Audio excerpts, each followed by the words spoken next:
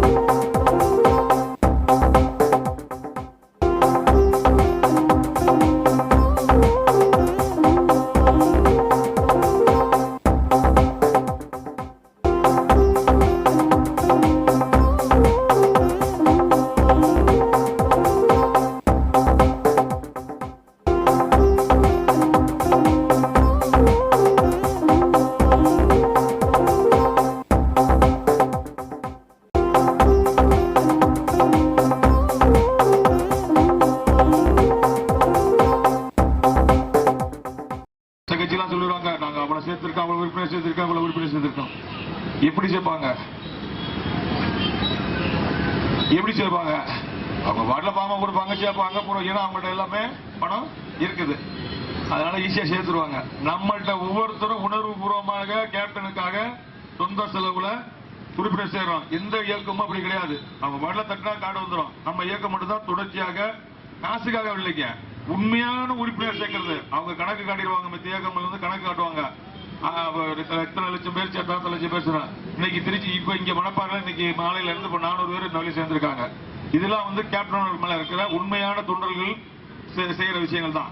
மித்த கட்சி மாதிரி இது கிடையாது. ஆகையினால தொடர்ந்து தேசிய முற்போக்கு திராவிட மக்களுக்காக இயங்கும் என்று சொல்லி வாய்ப்புக்கு நன்றி கூறி விடைபெறுகிறேன்.